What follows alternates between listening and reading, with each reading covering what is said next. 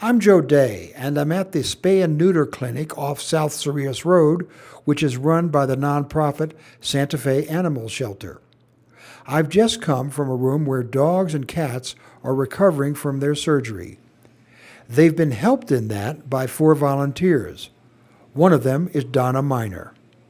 What do you do?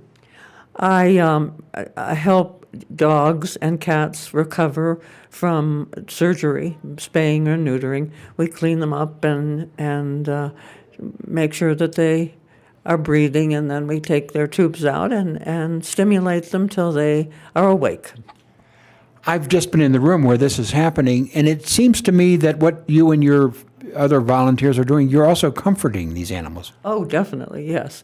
We want them to come out of surgery not being frightened and being petted and loved and made to feel safe. Because this is a very scary experience for them. We can't tell them what we're going to do to them. It's just, so all the succor we can give them is, I think, very helpful. Why do you do this? I love animals. I've been involved in animal rights and animal rescue for many years, and this is just something I found I really like to do.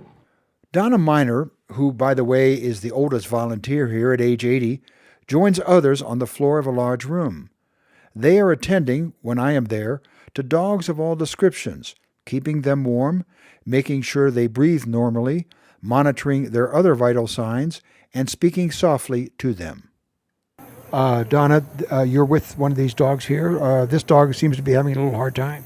Yes, she's 7 years old, and which is rather old to be spayed, and she's cold, so we have her on a heating pad, and she's being constantly stimulated to keep her heart going and breathing. It took a long time to get her tube out before she could breathe on her own, but she's doing fine now. There are too many animals, and spay and neuter is the only answer. There are what are called no-kill shelters, and that's wonderful, but they fill up, and then they can't take any more animals, and those animals probably have to die. Do you think that in general animals, particularly dogs, are being overbred? I do. I'm afraid I just don't believe people should breed dogs at all until the situation is under control, till we stop having to kill animals because there are too many. If people want a particular breed of dog, they are available in many cases. There are full bred or whatever, designer dogs I call them, available at the shelter, and there are rescue groups for many different breeds of dogs. So there's really no need to breed. You describe yourself as an animal rights person. Could you elaborate on that, please? I'm a vegan. I don't eat meat or wear fur or leather, or I just believe that we don't have a right to exploit animals, that they have a life, and we should let them lead that life without interfering with it. Do you believe that we are animals? Oh, indeed, yes. Very definitely animals. I feel the same way about us. We shouldn't be exploited either.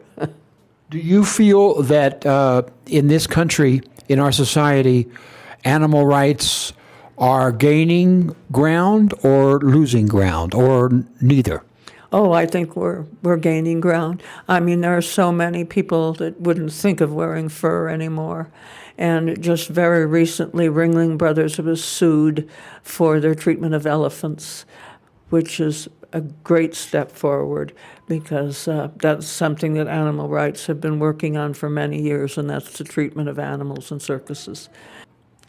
What would be your message to people who might be listening to this about animals in general? Well, first things, don't buy, adopt. Breeding animals is just, I think it's unnecessary thing to do. When you go out in the at the shelter, or here, as you saw, there are lovely, wonderful, friendly, very adoptable dogs. And I think that's what people should do, rather than buy, adopt. The volunteers, staff, and veterinarians here work to provide affordable spay and neuter services, limited veterinary care, and vaccinations for dogs and cats. For KSFR News, I'm Joe Day, around and about Santa Fe.